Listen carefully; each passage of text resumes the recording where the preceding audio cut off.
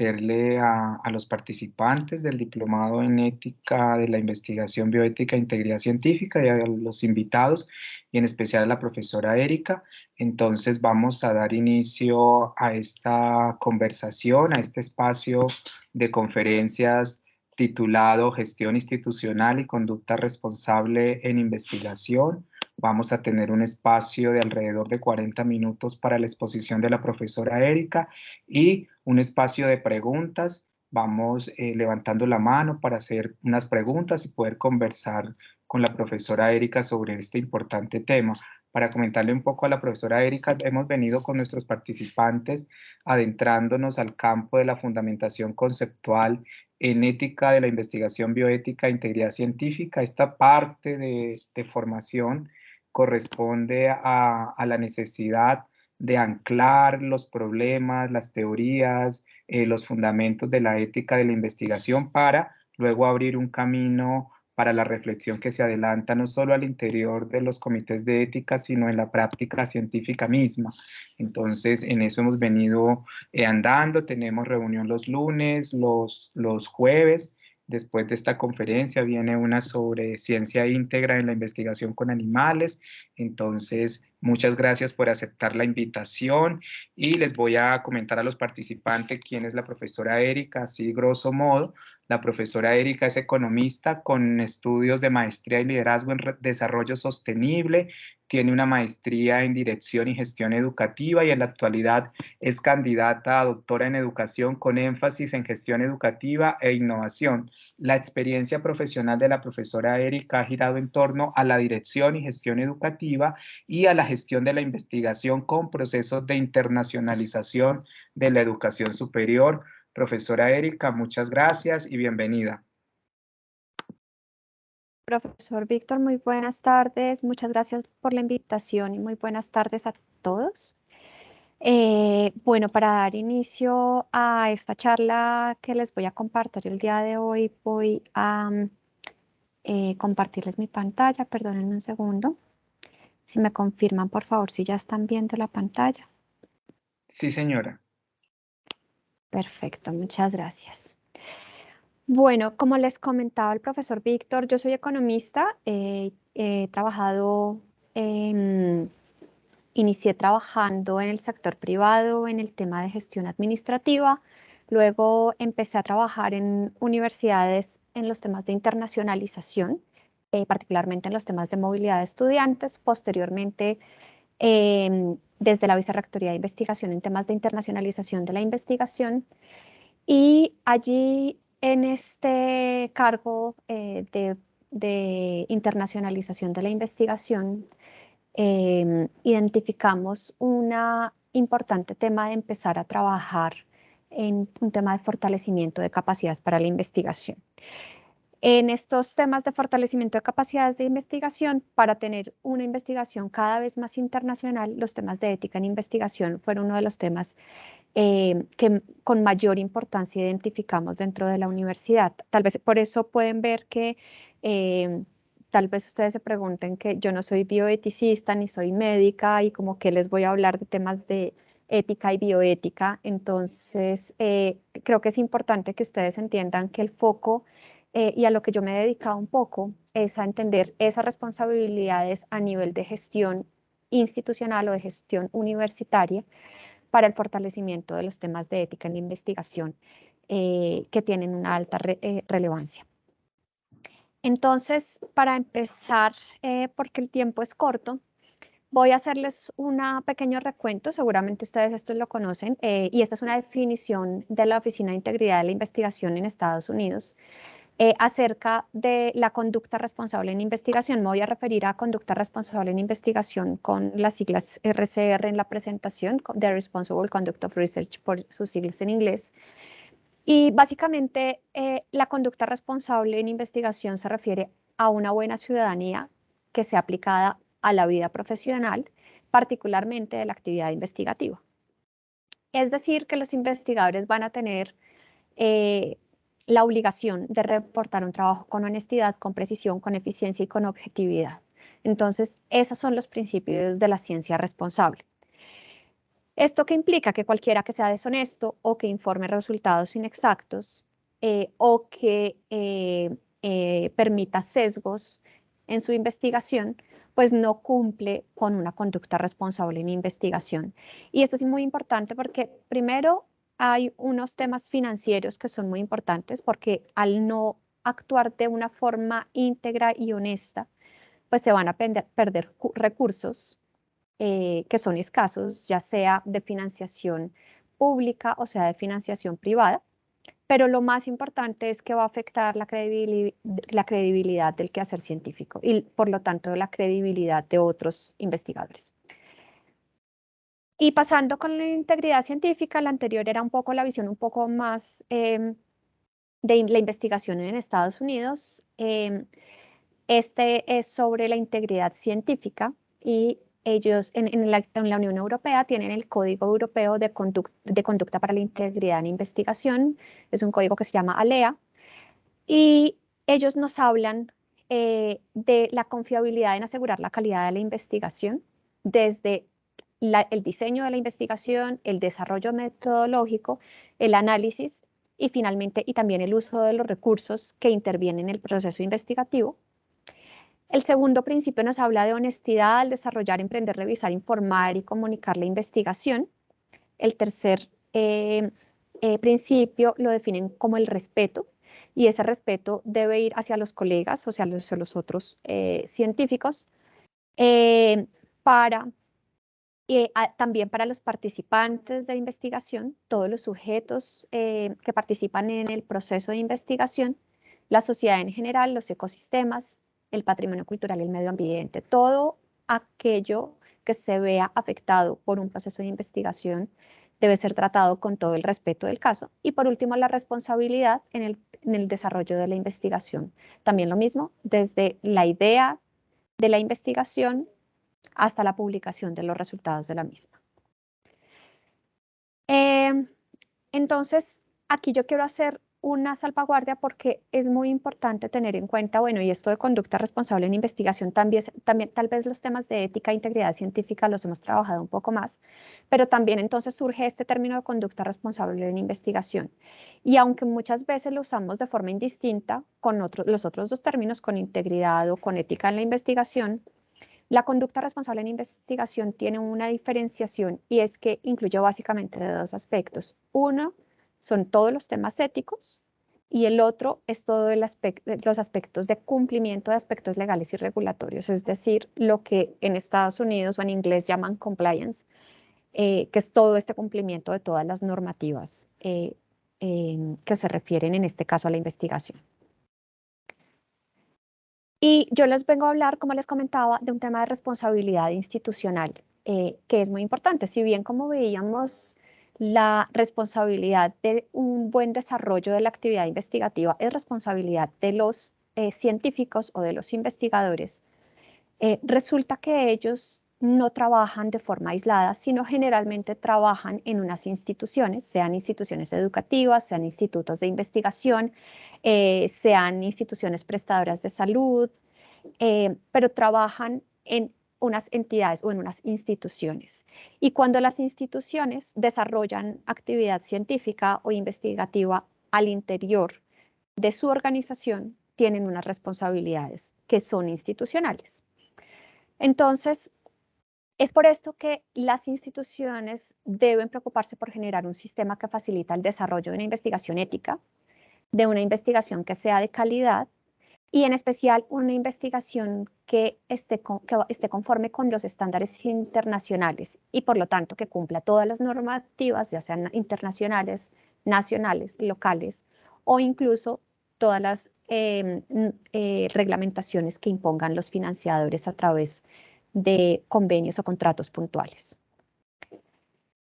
Entonces, no, estamos hablando de un sistema, pero ¿cómo así que un sistema, que las instituciones o las universidades debemos tener un sistema para garantizar una investigación responsable? Entonces, cuando hablamos de un sistema, estamos hablando que adicionalmente a algunos comités, como los comités de ética que hay institucionalmente, o algunos cargos digamos, es importante que en este sistema se contemplen las políticas institucionales, los procedimientos y se cuente con capacitaciones. Adicionalmente a eso, sí es importante tener en cuenta la infraestructura y los medios necesarios para el desarrollo adecuado de la actividad de investigación. Por ejemplo, ¿a qué me refiero con infraestructura? Si institucionalmente decidimos que vamos a realizar investigación con animales, pues la infraestructura debe garantizar las mejores condiciones para esos animales con los que se van a realizar procesos investigativos. Pero no solamente animales, también podemos tener, por ejemplo, el caso de los datos personales. Si yo acepto que dentro de mi institución realicemos investigación que incluya datos personales, yo debo garantizar que cuente la institución con una infraestructura que me garantice la seguridad de esos datos, que no se vayan a perder, que no vayan a poder ser usados por otros, que vayan a mantenerse anonimizados, etcétera, etcétera, etcétera. Entonces, digamos que esa también es una responsabilidad de las instituciones cuando se desarrollan este tipo de actividades pues sí, dentro de las mismas instituciones. Y adicionalmente, en la mayoría de las instituciones en las que se hace investigación, y cuando digo la mayoría de instituciones, lamentablemente no me refiero a instituciones colombianas, sino la mayoría extranjeras, ya sea de Estados Unidos, del Reino Unido o de la Unión Europea, en donde digamos que hay un fuerte de procesos de investigación. Normalmente sí se encuentran funciones de personas que desarrollan particularmente estas actividades. Entonces, normalmente dentro de las oficinas del vicerrector de investigación o del jefe de investigación, hay un cargo que es un oficial de integridad de la investigación o un oficial de conducta responsable en investigación o en otros casos una oficina de Research Integrity o también le llaman oficial de compliance. O sea, digamos que esos cargos que se encargan particularmente de garantizar que toda la investigación que se desarrolla cumpla con todos los estándares y con todas las normativas a los que haya lugar. Y entonces, continuando con este tema de la importancia de la responsabilidad institucional, entonces tenemos que dentro de la gestión de la investigación deben adicionalmente existir unos lineamientos claros y definidos acerca de la forma en la cual se desarrolla la actividad investigativa. Conociendo evidentemente todos los documentos institucionales, la misión, la visión, los objetivos institucionales. Entonces, estas políticas institucionales van a ser fundamentales para garantizar una investigación ética que sea responsable y que sea íntegra y que además va a dar muestras de seriedad en el desarrollo de la actividad científica.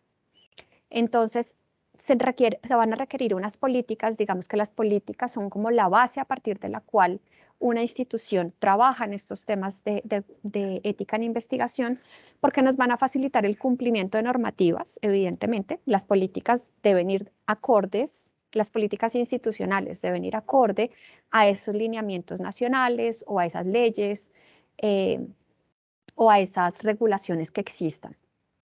Lo segundo y muy importante es que nos permitan reducir los riesgos derivados de la actividad investigativa.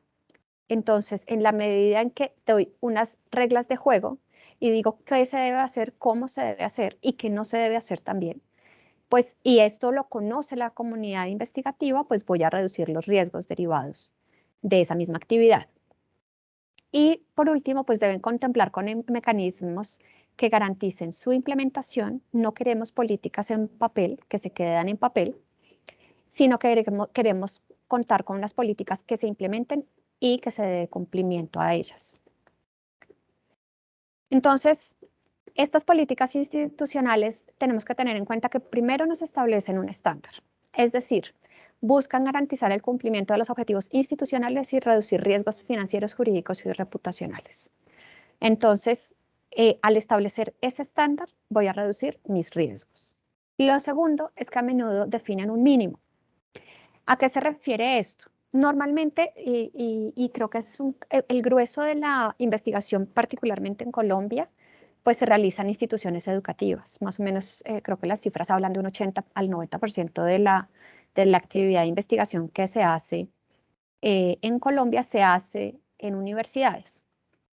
Entonces, las políticas pueden ser universitarias las cuales me van a abarcar a toda la universidad o a toda la institución. O pueden ser departamentales, que me van a abarcar, por ejemplo, solamente una facultad o un departamento o un área particular. Y hay un tema muy importante y es que en ningún caso el nivel de exigencia de una unidad puede ser inferior al exigido por el gobierno general. Por eso la política universitaria me debe definir un mínimo. De ahí en adelante yo puedo exigir más, pero nunca menos. Por ejemplo, voy a ponerles algunos ejemplos. Está muy de moda el tema de los lineamientos nacionales para la conformación y funcionamiento de los comités de ética. Entonces, por ejemplo, para la aprobación de un proyecto de investigación que va a ser presentado de financiación externa, puede existir una política institucional que me diga para que un proyecto de investigación sea presentado a una convocatoria externa, debe contar con aval de el Comité Técnico Científico, pero si es financiado, antes de empezar actividades, debe contar con aval del Comité de Ética. Digamos que esto es algo que es más o menos común en los comités de ética institucionales. Y ese es el mínimo. Pero pueden existir unidades que digan, no, mire, yo tengo una investigación que es muy particular, por ejemplo, yo investigo con animales. Y como yo investigo con animales, yo necesito garantizar que esa investigación cumple con todos los estándares éticos antes de presentarse a la convocatoria. Entonces, esa unidad que realice investigación con animales puede llegar a establecer unos lineamientos superiores a los establecidos a nivel institucional, pero por ningún motivo puede llegar a existir una unidad que diga, no, yo digo que no necesitan comité de ética antes de empezar actividades o no necesita aval del Comité Técnico Científico para presentarse a una convocatoria. Eso no puede pasar. Puede pasar que se exija más, pero nunca que se exija menos. Y lo tercero, que es muy importante, es que las políticas deben ser consistentes con las regulaciones. Entonces, pueden ser definidas o modificadas como resultado de cambios en normativas. Es muy común que las normativas nacionales o las leyes cambien y en el momento en que cambian necesitamos ajustar nuestras políticas institucionales para que siempre sean consistentes con las regulaciones vigentes. Y acá viene el ciclo de las políticas institucionales, porque la política normalmente no está sola. Si la política está sola y yo defino una política, resulta que la política tiene unas altas probabilidades de quedarse en el papel. Entonces, existe un ciclo de políticas institucionales que me van a establecer estas otras acciones que debo tener en cuenta para que la política no se quede en el papel, sino que sea de cumplimiento para toda la institución. Entonces, claro, tengo la política. Yo establezco mi política y dentro del establecimiento de mi política universitaria, por ejemplo, puede ser una política para el trabajo con animales o puede ser una política institucional sobre comités de ética. Después de que yo establezco esa política, debo definir todos los procesos y los procedimientos que están asociados a esa política. Entonces, para continuar, por ejemplo, con el ejemplo de los comités de investigación y ética o de ética en la investigación, entonces yo puedo tener mi política, pero la política dice que todos los proyectos de investigación deberán ser avalados por el comité de ética. Hasta ahí es claro, pero resulta que en el momento en que esto se va a operativizar, puede haber muchas interpretaciones y muchas formas de cómo se trabaja. Entonces es importante definir esos procesos. Ejemplo, puede llegar un profesor y enviarle un proyecto de investigación al secretario del comité de ética. Entonces, ¿qué va a pasar? El secretario del comité de ética le va a decir, usted, señor profesor, usted qué es lo que me está mandando? O sea, me está mandando ahí un proyecto en un formato que ni idea y le faltan el formato de aspectos éticos y necesito el aval de su director de departamento o necesito el aval de su grupo de investigación. Hay muchos procedimientos que deben establecerse para saber cómo es que se debe llevar a cabo ese aval de los proyectos de investigación por el comité de ética. Entonces, por eso es muy importante definir estos procesos y esos procedimientos. Lo siguiente es que debemos comunicar y socializar todos esos procesos y todos esos procedimientos. Entonces, no se trata simplemente de decir yo hice una circular y la envié a todos los profesores y que la lean, porque pues ustedes saben que la cantidad de circulares que leen los profesores no es muy alta. Y por eso es importante definir unas estrategias de comunicación y de socialización para que todas las personas involucradas en el desarrollo de la política estén enterados y sepan qué es lo que hay que hacer con esa política. Lo siguiente es capacitar. Este tema de capacitación es muy importante porque debe abarcar desde los lineamientos nacionales, desde las conductas éticas establecidas, pero también se debe capacitar sobre la misma política y sobre los mismos procesos, para que las personas lo conozcan y sepan qué se hace, cómo se hace. Por ejemplo, si yo digo, el profesor deberá registrar el proyecto en el sistema de gestión de proyectos de la universidad. Y pues el profesor no tiene ni idea ni cuál es el sistema, ni en dónde lo encuentran, ni qué se registra, ni cómo se registra. Pues entonces yo tengo que crear unas capacitaciones que van a facilitar que los profesores conozcan cómo hacer ese procedimiento. Y por último, evaluar la política. Normalmente las políticas universitarias tienen un periodo, una vigencia de 3 a 5 años, después de los cuales se debe revisar si efectivamente ha habido cambios en normativas, si han cambiado procedimientos internos y hacer los ajustes adecuados, necesarios. Entonces, todo este proceso de ciclo de políticas institucionales nos va a ayudar a garantizar que la investigación que realicemos en nuestras instituciones cumpla con todos estos estándares y nos ayude a fortalecer unos ecosistemas de investigación ética. Bueno, esto es, como les comentaba, los procedimientos a tener en cuenta.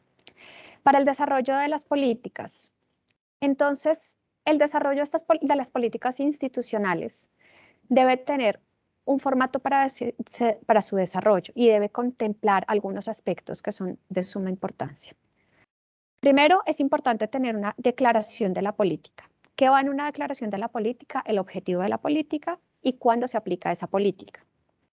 Debemos tener información clara sobre la razón o el propósito de la política, es decir, por qué existe la política, por qué es importante esa política, cómo me va a ayudar esa política en la reducción de riesgos institucionales. Tenemos que tener claridad sobre el alcance de la política, es decir, a quién aplica, sobre quién se aplica esa política o a quién se aplica esa política. Entonces, no, esta política está orientada a profesores de planta de la universidad o a todo el personal que realiza proyectos de investigación o a los estudiantes que van a realizar sus trabajos de grado. Todos aquellos implicados debe quedar muy claro a quiénes cobija esta política. Nos debe dar claridad sobre funciones y responsabilidades. En el desarrollo de la política es importante dar claridad sobre las funciones y las responsabilidades de todos aquellos involucrados en la política o en los procesos que regulan esa política. Y tener unas definiciones. Entonces, ¿cuáles son todos estos términos utilizados en la política? Si en la política yo me voy a referir a RCR como conducta responsable en investigación, este tipo de cosas, y qué significa conducta responsable en investigación. Debe hacer relación a procedimientos. Muchas veces los procedimientos derivados de una política no pertenecen simplemente a una unidad. Por ejemplo, en las políticas de gestión de la investigación puede haber procedimientos que involucran a dirección jurídica, puede haber procedimientos que involucran a una dirección financiera, puede haber procedimientos que involucran a unas direcciones de departamento, a los comités de ética institucionales. Entonces, estos procedimientos es importante tener en cuenta sobre quién recaen y cuáles son particularmente. Los formularios. Muchas veces es necesario para regular una política tener unos formularios que me faciliten la definición de los procedimientos. Entonces, los formularios normalmente están asociados a esos procedimientos. Por ejemplo, podemos tener formularios de aspectos éticos que los profesores deben diligenciar cuando presentan su proyecto de investigación para ser avalado por el Comité de Ética en Investigación. Entonces allí tenemos un primer formulario, podemos tener un formulario para la presentación de proyectos, podemos tener un formulario para el reconocimiento de aspectos éticos, podemos tener un formulario o un checklist que los miembros de los comités de ética deben revisar para saber qué aspectos tener en cuenta en el proceso de revisión y de aval del comité de ética. Esto es importante tenerlo en cuenta. En la medida en que estos procedimientos y este paso a paso nos ayudan a identificar estos aspectos éticos, asimismo nos ayudan a identificar posibles riesgos del proyecto de investigación. La ejecución. Entonces, ¿qué pasa si cuando yo implemento o ejecuto mi política, resulta que hay alguien que viola la política? Entonces, la política también debe dar claridad de qué pasa si alguien no cumple con un estándar establecido en la política. Y tener información relacionada. Entonces puede haber políticas que son de tipo nacional o local o internacional. Podemos tener unas referencias a sitios web. Podemos tener otros documentos relacionados que son de interés y que nos van a dar información complementaria sobre el porqué de esa política y de esos procedimientos. Y también es importante tener un historial de la política. Entonces a veces nos confundimos un poco de ¿será que esa es la última versión o no? Por eso es muy importante tener todo esto, que es algo muy operativo, pero que puede llegar a ocasionar algunas confusiones. Entonces es importante tener en cuenta, tener ese historial de política y saber qué se cambió, cuándo se cambió, quién la aprobó y cuál es esa fecha de vigencia. Básicamente, bueno, en cuanto, esa era la parte de las políticas y como les decía, los sistemas para el fortalecimiento de la ética en la investigación, no solamente es necesario que cuente con unas políticas, sino también con unos procedimientos. Entonces, ¿qué pasa? ¿El procedimiento para qué? Como les decía, el procedimiento me va a describir el cómo se cumple una política o una regulación que yo imponga dentro de mi institución. Ese procedimiento tiene varias condiciones. Primero, debe ser claro y debe servir como guía para poder implementar y que se cumpla la política. Lo siguiente es que debe ser sencillo, debe ser práctico y, como les comentaba, apoyarse en documentos como checklist o formatos. Entonces, ese procedimiento, digamos que un aspecto importante es que cuando identificamos que necesitamos una información, para cualquier persona que va a desarrollar la actividad que estoy regulando, debo implementar unos formatos o unos checklists, dependiendo del caso. Adicionalmente, pues debe estar asequible para la consulta. Entonces, la deben encontrar las personas fácilmente, saber en dónde está. Normalmente, pues afortunadamente ahora tenemos unas herramientas muy valiosas, las páginas web de las universidades o las páginas de intranet, en donde los profesores sepan, listo, voy a presentar un proyecto para financiación, entro a la Vicerrectoría de Investigación y ahí me van a decir, mire, para presentar su proyecto para aval del Comité de Ética, estos son los procedimientos. Y la política es esta, si quiere léasela. Pero como les decía, los profesores normalmente no se leen estos documentos, entonces es importante presentarles la política de una forma fácil y que ellos sepan qué es lo que tienen que hacer. Es muy importante también tener una claridad sobre los responsables institucionales. Entonces, ¿qué políticas, por ejemplo, para investigación debería tener en cuenta? Si hay unos temas, por ejemplo, de la conducta responsable en investigación que incluyen la integridad de los procesos investigativos o la mala conducta en investigación, digamos que están muy relacionados, normalmente se trabajan de forma muy estrecha. Y la mala conducta en investigación se define como la fabricación, la falsificación o el plagio. Son las principales tres conductas de la mala conducta en investigación. Entonces, ¿qué pasa si hay una persona que tuvo una falla o una mala conducta en investigación? Debe entrar a ser investigado. ¿Quién lo investiga? Entonces, ¿quién es el responsable por reportarlo? O si alguien quiere reportar una mala conducta, ¿a quién se le debe reportar? Y cuando ese responsable institucional recibe una denuncia por una posible mala conducta, ¿qué tiene que hacer? Entonces deben existir unos procedimientos que dicen, mire, tiene que revisar cuáles son las pruebas, tiene que llamar a ambas partes, al acusador y al acusado, para conocer sus versiones, tiene que revisar si efectivamente, si por ejemplo el fraude fue sobre una base de datos, tiene que revisar la base de datos, ese tipo de cosas.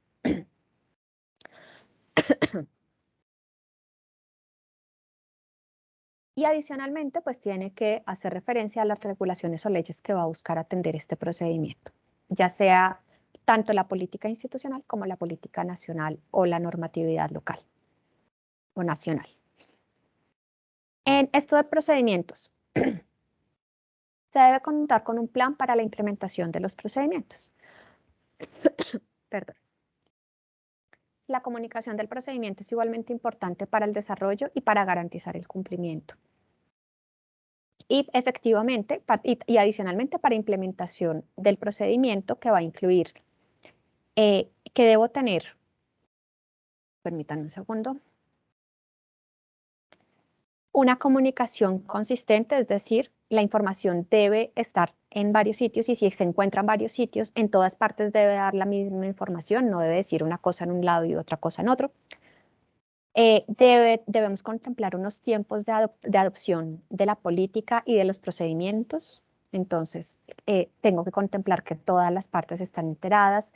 Si el procedimiento incluye, por ejemplo, una dirección de investigación o si incluye también a la dirección de los departamentos académicos o si incluye una dirección jurídica o una dirección financiera, todas estas personas deben tener tiempo suficiente para adoptar y para conocer cuáles son sus roles y hacer que se cumplan. Unos procesos de entrenamiento también que está muy ligado, como les decía, para que todos conozcan la política, conozcan qué deben hacer, cómo lo deben hacer, cuándo lo tienen que hacer. Y una verificación de la implementación posterior. ¿Eso qué quiere decir? Que tengo que estar verificando que efectivamente las actividades que estoy desarrollando y esos procedimientos que estoy desarrollando se mantengan vigentes. Y por último, la capacitación, la comunicación y la capacitación. Entonces, una vez yo tengo mi política definida y tengo mis procedimientos definidos, entonces debo proceder con una respectiva comunicación y capacitación. Es muy importante establecer tiempos, mecanismos y responsables de la estrategia de comunicaciones. Como les comentaba muchas veces en las instituciones, vemos que no, claro, yo lo comuniqué, yo mandé un correo electrónico con el documento y con el PDF y el que se lo leyó bien y el que no también. Y pues cuando vamos a ver, la gente no lee esos correos, entonces realmente se requiere una estrategia de comunicación más allá de un correo electrónico que garantice que todos los implicados tengan conocimiento sobre los procesos y los procedimientos. Y esa estrategia de comunicación debe ser integral para garantizar que todas las personas que se vean afectadas conozcan y se recomienda hacer una difusión por diferentes canales institucionales. Ahora hay muchos mecanismos, por ejemplo, el tema de las infografías, el tema de los boletines, capacitaciones personalizadas, digamos que esa estrategia puede ser se busca que sea muy integral. Y el plan de capacitaciones hace parte integral de esos procesos relacionados con la creación de las políticas. Entonces, siempre que yo voy a crear una política, en este caso, para mis procedimientos de ética en investigación, debo tener en cuenta estos aspectos. Y por último, y es muy importante, la definición de roles y responsabilidades. Entonces, es muy importante que al interior de cada una de las unidades se tenga presente los objetivos de las políticas y cuáles van a ser mis responsabilidades para el cumplimiento de esos objetivos. Tener definidos también los niveles de responsabilidad y de esa forma poder establecer si de pronto hay algún tipo de desigualdad o de pronto que haya claridad sobre quién es el responsable en cada una de las fases de la implementación de la política. Es importante que en las unidades académicas y administrativas hayan unos niveles definidos entre posiciones. Entonces, ¿esto qué me va a facilitar? Que si tengo esas diferentes posiciones, eso me va a facilitar unos roles de supervisión. Adicionalmente, unas oportunidades de capacitación. Entonces, es diferente una capacitación que da una persona con unas tareas operativas a una persona que tiene unos roles de supervisión. Y unos temas de desarrollo profesional también en cada nivel. Y esto es muy importante porque a la larga la definición de roles y responsabilidades ayuda en la reducción de riesgos dentro de la institución. Permítanme un minutico que voy a compartirles otra diapositiva que tengo aparte para darles una claridad acerca de los temas que deberían tenerse en cuenta en la estructuración. Permítanme un segundo.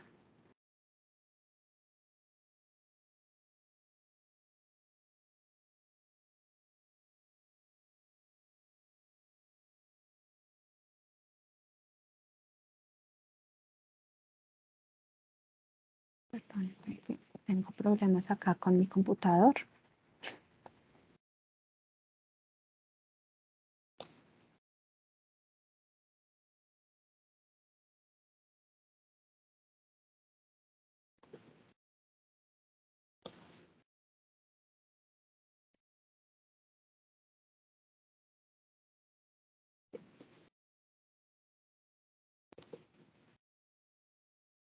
Y es esta diapositiva, me confirman cuando la puedan ver, por favor. Ay.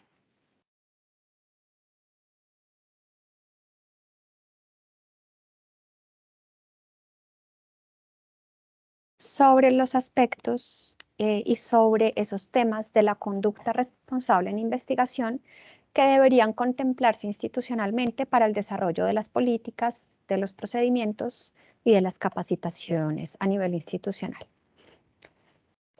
Primero es el tema de autoría y publicaciones. Entonces, ¿qué es importante identificar allí? Las responsabilidades de los autores, digamos que estos ya son los temas que se incluyen dentro de un programa de conducta responsable en investigación. Ya vimos que necesitamos establecer las políticas, los procedimientos, las capacitaciones, pero ¿y en qué? O sea, claro, en temas de ética en investigación, entonces vamos a tener una gran política de ética.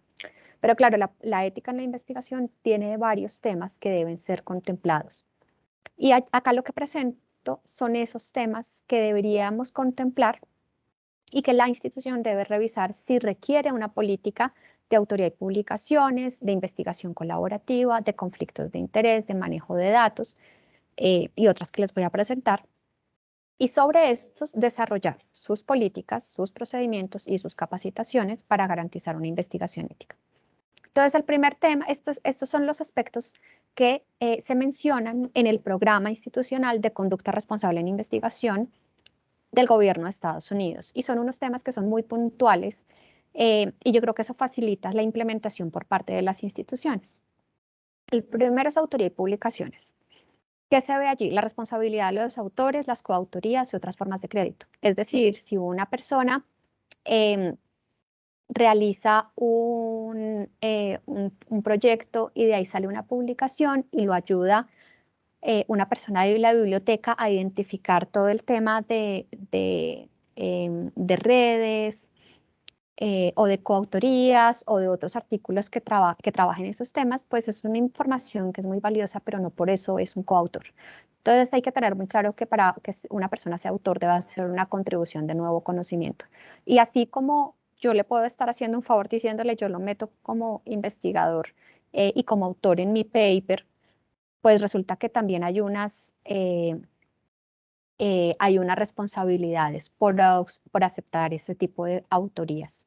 Y cada vez más, pues son las auditorías de la revista son más rigurosas en este tema para saber quiénes realmente son autores y quiénes hacen una contribución de nuevo conocimiento. La investigación colaborativa se hace referencia a la colaboración entre disciplinas, colaboraciones con la industria, con comunidades o colaboraciones internacionales. Entonces, si yo veo que mi institución está teniendo mucha investigación colaborativa y considero importante regularlo, debería tener una política, unos procedimientos y unas capacitaciones relacionadas con este tema. Los conflictos de interés son muy importantes. Hay conflictos de interés que son financieros, pero hay otros que son no financieros, hay unos que son de tipo institucional, hay unos que son conflictos de compromiso, que nos hablan de los tiempos de dedicación que efectivamente le dedica el profesor a su proyecto. Dentro de los conflictos no financieros hay unos también que se denominan conflictos académicos. ¿Cuáles son estos conflictos académicos? Por ejemplo, si yo voy a evaluar un proyecto que no es acorde con mi línea de pensamiento, pues yo no puedo decir que ese proyecto no debería ser financiado o avalado simplemente porque no está de acuerdo con mi ideología. Eso es un conflicto académico. Y posteriormente hacer referencia a cómo se van a manejar los conflictos. No quiere decir que porque haya un conflicto no se pueda hacer una actividad, sino que hay que saber cómo se va a manejar el conflicto. El siguiente tema es el manejo de datos, todo lo que tiene que ver con adquisición y gestión de datos de investigación, la propiedad de los datos y la seguridad de los datos. Todos los temas de confiabilidad y validez, la parte de codificación y anonimización de los datos, que es muy importante. Y temas que están relacionados con algunos problemas metodológicos, técnicos y éticos regulatorios de los datos. Y finalmente, estos también son aspectos contemplados dentro de la conducta responsable. Los sujetos humanos, entonces, ¿qué consideraciones es importante tener en cuenta para trabajo con adultos mayores en situación de vulnerabilidad, con diversidad sexual, indocumentados, con discapacidades?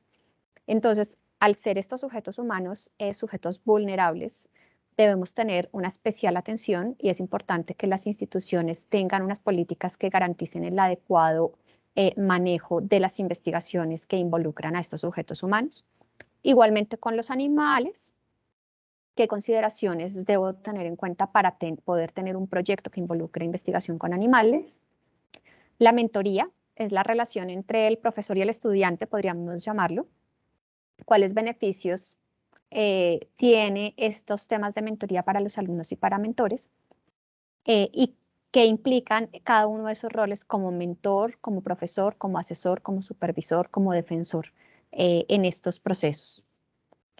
Las revisiones de pares. Entonces, ¿cuáles son esas responsabilidades de los autores, de los editores y de los revisores? Y por último, como les comentaba, la mala conducta en investigación que contempla aspectos de fabricación, de falsificación y de plagio. Entonces, básicamente esa era la presentación que quería hacerles el día de hoy. Y no sé, profesor Víctor, si quiere que avancemos con algunas preguntas. Ok, profesora Erika, muchas gracias a los participantes. Entonces vamos a iniciar un espacio de conversación a propósito de la importancia de la gestión institucional en la creación, evaluación, seguimiento de políticas institucionales que garanticen la buena conducta responsable en investigación. Entonces, si alguno de los participantes tiene un comentario, una observación, un aporte, abrimos sus micrófonos, por favor.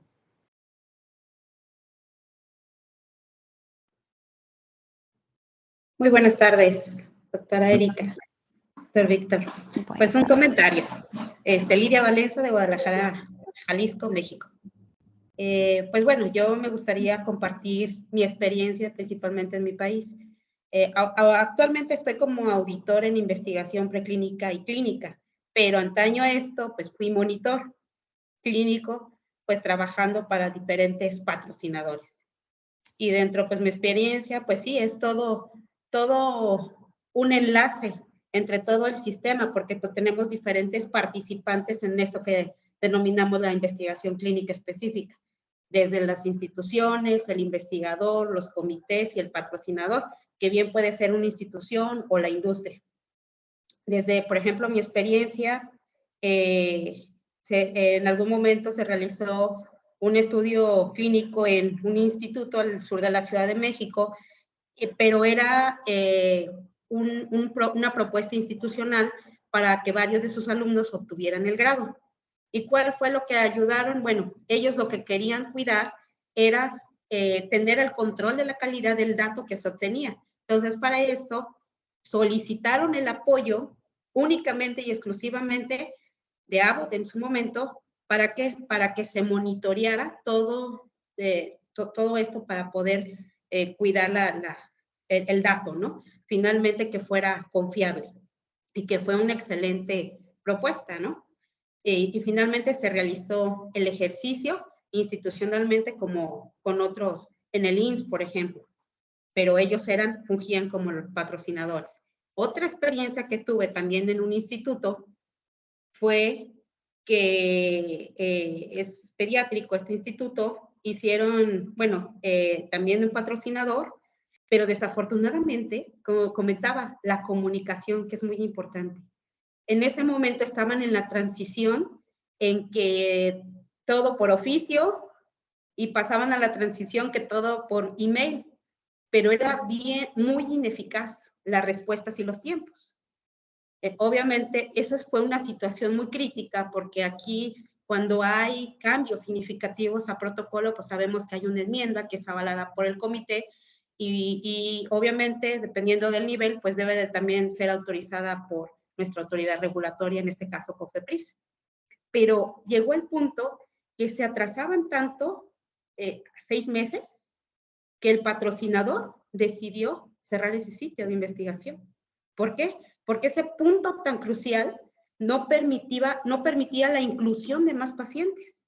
Y entonces, pues traía mucho más conflicto administrativo, operativo y hasta incluso económico. Entonces, pues sí, ahora sí que hay una diversidad, ¿no? Pero, por ejemplo, yo, como monitor clínico que he trabajado con diversos patrocinadores, hay una diferencia, por ejemplo, con toda la franja del norte. Chihuahua, Monterrey, donde, por ejemplo, Monterrey, el hospital universitario, tiene muy bien implementado que tienen incluso el aseguramiento de calidad, tanto institucional como aquellos en donde interviene la industria, a diferencia, por ejemplo, del sur de la República Mexicana. O sea, sí hay una divergencia, pero finalmente, pues todos formamos parte de esta responsabilidad, ¿no? La seguridad del paciente y también, pues, que el dato, ¿no? Que el dato que es el que nos va a dar pie para saber, pues, de acuerdo al diseño o los objetivos que se pretendan alcanzar, pues, credibilidad de la investigación en sí. Pues nada más esa era mi aportación. Gracias. Muchas gracias, Lidia. Profe Erika. Sí, Lidia, yo creo que tú mencionas varios aspectos muy importantes. Yo creo que uno de los principales aspectos, voy a empezar por el último que mencionaste, es sobre esta importancia que vemos además de este fortalecimiento de los procedimientos institucionales a niveles nacionales, ¿no? Entonces, como tú dices, la investigación cada vez es más interdisciplinar, cada vez se realiza entre más instituciones. Es muy común, cada vez es más común ver este tipo de investigaciones donde se encuentran diferentes centros participando y recogiendo datos. Y allí fíjate lo importante de garantizar y de fortalecer organizacionalmente, no a mi institución o a mi universidad que hace investigación, sino preocuparnos porque sea una comunidad científica y una comunidad de instituciones que hacen investigación que se puedan fortalecer y que puedan compartir esas buenas prácticas. Porque si no, irremediablemente va a pasar eso. Nosotros, digamos que en este momento hemos estado trabajando en la Universidad Javeriana en una hoja de ruta que la hemos estado construyendo a partir de una asesoría muy importante que nos dio una persona de la Universidad de Harvard. Y esa persona, que es el jefe de la oficina de cumplimiento de Harvard, nos decía precisamente eso. Nos decía, miren, este tema de fortalecer la investigación, a nosotros, yo los estoy ayudando a ustedes porque como universidad tenemos el deber de apoyar otras universidades, incluso fuera de Estados Unidos, a fortalecerse, porque nosotros estamos realizando cada vez más investigación con otros países.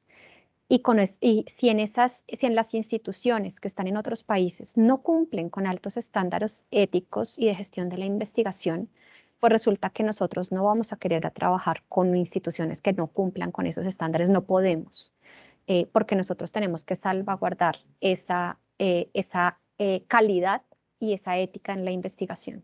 Entonces, estos temas de fortalecernos, yo creo que tú mencionas, es muy importante y preocuparnos no solamente cómo fortalezco yo a mi institución, sino cómo podemos aportar en el fortalecimiento de todas las universidades. Yo creo que por eso con el profesor Víctor trabajamos en el Plan Nacional de Formación, en la Red Nacional de Comités de Ética en Investigación, muy conscientes de ello. Y otro de los temas que tú comentabas que me parecen súper importantes, que cada vez son más importantes, es el tema de los datos de investigación. Entonces, nosotros recogemos datos de investigación que son de diversas fuentes. Entonces, hay datos que son primarios, que es cuando yo salgo y recojo los datos a través de encuestas o a través de formularios en donde necesito unos consentimientos informados para recogerlos. Y cuando yo recojo esos datos, yo no quisiera saber que se están recogiendo datos en una tabla de Excel, donde puedo tener datos personales como la cédula, el nombre, el correo electrónico de las personas, sexo, otros datos más sensibles como orientación sexual, como temas médicos, y los estoy guardando en un Excel. O sea, un profesor de la universidad decía, es que eso debería dar cárcel, porque son unos temas muy sensibles. Y es allí donde institucionalmente es tan importante que empecemos a ser conscientes de eso, porque es que resulta que son las instituciones las que deben garantizar unas plataformas para la adecuada recolección de la información, para que se garantice que la estamos recogiendo en una plataforma segura, no la tenemos en un Excel, donde podemos tener además, por ejemplo, unos permisos donde yo como investigador principal puedo decir, este es mi co-investigador que está trabajando en mi proyecto y va a tener permisos para ver los datos, para bajar bases de datos, bueno, digamos, para tener total acceso sobre esos datos. O puedo tener asistentes de investigación que son estudiantes que me están ayudando a hacer las encuestas y ellos solamente van a tener unos permisos para depositar los datos, pero ellos no me van a poder sacar ninguna copia de esos datos por seguridad. Entonces, pero esas plataformas pues existen, pero evidentemente se requieren recursos económicos por parte de las universidades que deben invertir para poder implementarlos. Y en el tema de gestión de datos de investigación tenemos que tener, y este es otro tema que hemos venido trabajando en la universidad, debemos tener un ciclo completo para la gestión de datos de investigación. ¿A qué me refiero el ciclo completo? Primero, todos los proyectos deberían tener un plan de gestión de datos de investigación. En ese plan de gestión de datos debo saber qué datos voy a recoger, cómo los voy a recoger, qué tan pesados son, cuáles son las herramientas a través de las cuales las voy a tratar, qué riesgos veo derivados de esos datos, si esos datos son personales, si esos datos son sensibles, etc. Y según eso, identificar qué posibles riesgos en el manejo de los datos voy a tener. Después de que tengo ese plan de gestión de datos que debe ser revisado por el Comité de Ética Institucional y avalado, pues entonces voy a necesitar unos mecanismos para recoger esta información, como los que les decía, donde voy a tener un software con toda la seguridad, donde voy a manejar todos los datos de investigación. Después voy a tratar esos datos y esos datos los voy a tratar a través de herramientas de análisis cualitativo o cuantitativo. Y también las instituciones deben garantizar los mejores medios para hacer ese tratamiento de los datos. Y posteriormente, ya cuando termino mi proyecto de investigación, debo publicar esos datos. Y cada vez internacionalmente, si yo recibo, por ejemplo, fondos de Estados Unidos o de la Unión Europea o de cualquier financiador internacional, ya nos están pidiendo que esos datos deben quedar públicos en una base de datos que sea abierta. Entonces, lo que también estamos viendo es que muchas veces los profesores dicen, listo, como yo tengo mi dato y mi base de datos final y me están pidiendo el financiador que lo deje en una base de datos, voy y lo deposito en cualquiera. Pues sí y no, porque institucionalmente también deberíamos tener unos repositorios de datos en los cuales los profesores depositan sus datos. Allí pueden definir si esas bases de datos van a quedar abiertas, es decir, cualquier persona va a poder consultarlas, o si puede darse el caso de bases de datos que por algún tema de seguridad deben estar cerrados o permanentemente o por algún tiempo. Y donde además se garantiza la anonimización de esos datos. Entonces, deberíamos avanzar y creo que en nuestros países en Latinoamérica estábamos apenas avanzando en la implementación de repositorios de datos institucionales que cumplan con los estándares de ciencia abierta que nos están pidiendo. Muchas gracias, profesora Erika. ¿Algún otro participante, un comentario, pregunta? Profe Víctor, buenas tardes. Buenas tardes, profesor. Erika, buenas tardes. Muy buenas Erika, tardes. tengo dos preguntitas. La primera hace referencia a que cuando empezabas haciendo una definición de lo que era la conducta responsable, lo relacionaban en el concepto de buena ciudadanía. ¿Cómo entender ese concepto de buena ciudadanía? Y la segunda pregunta es en relación a cuando dices que los profesores no leen los correos. Bueno, mencionas un aspecto ahí que es bien interesante y creo que en eso te hallo la razón. Entonces, frente a eso, mi deducción es que no hay una cultura frente a las conductas responsables y frente a las políticas, es decir, todavía no hay una cultura asimilada en la parte de investigación y en los docentes frente a todos estos procesos. Básicamente eran como esas dos preguntas. Gracias, profe Erika. Muchas gracias, profe Jairo. Sí, digamos que esta es una definición, como les comentaba, de la Oficina de Integridad de Investigación de Estados Unidos. Y sí, básicamente es la conducta responsable es yo, si soy un buen ciudadano, ¿cómo debería actuar? Entonces yo debería actuar con honestidad, con precisión, con eficiencia y con objetividad, digamos que en términos generales. Y entonces eso mismo lo trasladamos al concepto de investigación. Y entonces si yo soy investigación, pues ¿qué quiere decir que yo haga o que tenga una conducta responsable en esa actividad investigativa?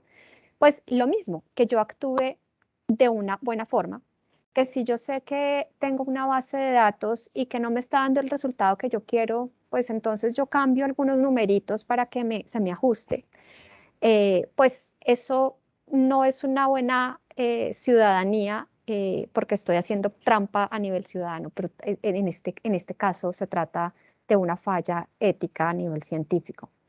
Entonces es básicamente eso, o sea, cómo una persona debe actuar de forma correcta y cómo lo catalogaría yo como un buen ciudadano y llevar todas esas buenas prácticas o esas buenas conductas a la investigación. Entonces, ¿yo qué debo hacer? Yo debo ser totalmente honesto, yo no voy a cambiar ningún dato. Yo debo ser preciso, es decir, si estoy diciendo que debo tomar los datos de esta forma, entonces los debo tomar de esa forma y no buscarle como el cambio o mirar a ver cómo me da un resultado diferente. Debo ser objetivo. Entonces, estos aspectos, digamos que se refiere básicamente a ese tema. Y referente al tema de la comunicación, efectivamente, digamos que comunicarse con los investigadores en una institución no es tan sencillo. Y ese es un tema pues que muchos conocemos porque lanzamos una convocatoria y los profesores no se enteran. Entonces van y dicen, pero es que ustedes no habían mandado eso. Sí, señor profesor, yo le había mandado un correo electrónico. Entonces, yo creo que estos espacios de socialización, por ejemplo, a través de los mismos departamentos académicos, en donde normalmente ellos tienen reuniones periódicas para trabajar de sus temas de investigación, son espacios que es importante tenerlos en cuenta para socializar estos aspectos de ética. Entonces, muchas veces, digamos, es muy común tener estos comités técnicos científicos o los comités de investigación o comités de área. Pues es importante llegar a esos espacios en donde los investigadores sí se comunican para transmitir este mensaje de la importancia de la ética y no solamente la importancia de la ética, sino también darles a conocer esas políticas que tengamos, esos procedimientos que deban seguir y sobre todo explicarles. Yo creo que esa parte de socialización y de comunicación y de pedagogía es muy importante para que ellos entiendan, no solamente es decirles, mire, es que usted tiene que hacer este registro, después usted tiene que hacer después tiene que llenar el formato, porque entonces los profesores dicen, no, pues que ustedes me tienen mamado con tanto procedimiento y con tanto formato y con tanta cosa, sino explicarles además que estamos tratando de identificar esos aspectos éticos para que ellos puedan reducir los riesgos, y los riesgos no solamente para la universidad, sino para ellos mismos. Entonces, digamos que esa es la intencionalidad detrás de todo esto. Ok, muchas gracias, profe Erika, profesor Jairo, por su pregunta.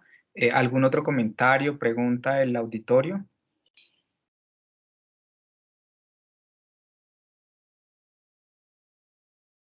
Ok, entonces, algo que es bien importante a propósito de la exposición de Erika es, en términos de conducta responsable en investigación, ¿uno a qué apela? Entonces uno diría, en un primer principio, uno apela al buen juicio y al sentido de responsabilidad y honestidad que pueda tener un investigador, en tanto eso debe ser un atributo de, como señala la profesora Erika, ser un buen ciudadano. Pero también se requiere un contexto en el que esa buena práctica pueda ser fructífera. Es decir, desarrollar una capacidad de integridad científica requiere un contexto o requiere, en este caso yo entiendo el contexto como que tengamos buenas, claras y comunicadas políticas institucionales. En últimas, para la atribución de responsabilidad moral, tal vez luego responsabilidad jurídica, dependiendo el alcance de la conducta. Es decir, uno en principio apela al buen juicio del investigador y a aquellos valores que de cierta manera uno supone que están en el investigador, pero este esquema de valores y de principios que deben estar en el investigador requieren un contexto de gestión institucional en el que éstas se puedan desarrollar de la manera más fructífera. Entonces, en muchos casos, las omisiones o algunas faltas corresponden a que damos por supuesto de que la integridad la cargamos como un atributo de ser un agente responsable. Si bien eso es importante, no es suficiente. Se requiere una gestión institucional en términos de políticas, en términos de protocolos, de formatos, aun cuando parezca esto un asunto bastante instrumental, es fundamental para garantizar la buena práctica en investigación.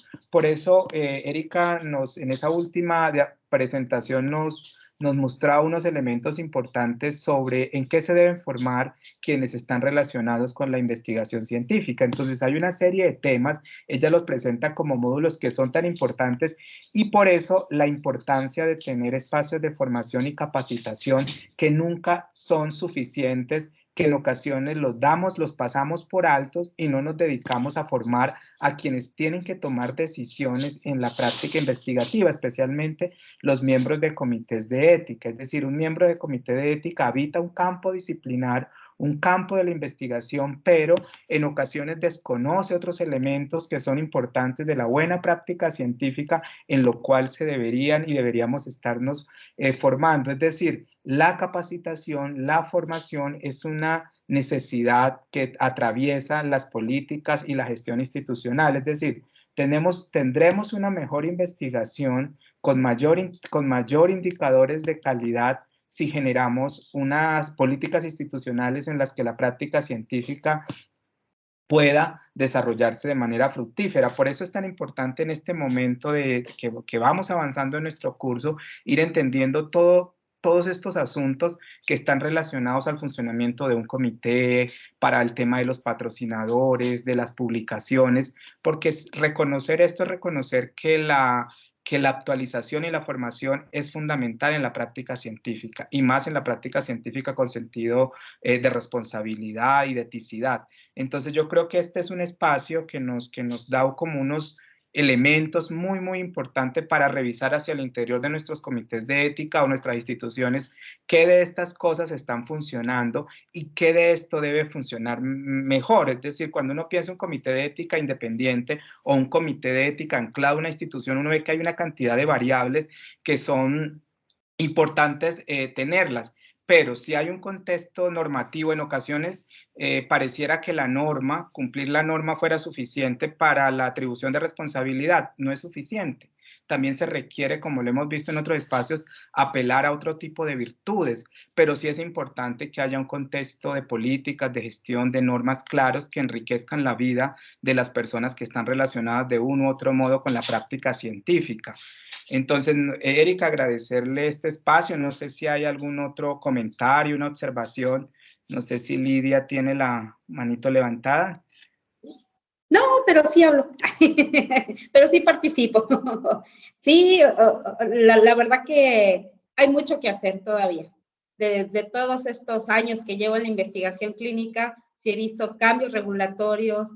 Obviamente sí hay asociaciones o, por ejemplo, el TEC de Monterrey, que tiene un programa de certificación para centros de investigación, porque obviamente la calidad es lo que le da el empuje y que nos hace competitivos a todos, desde diferentes frentes. Obviamente la capacitación, el conocimiento, la experiencia, pues nos ayuda a un buen desarrollo, que finalmente, pues nosotros somos parte de la ciudadanía que somos beneficiados.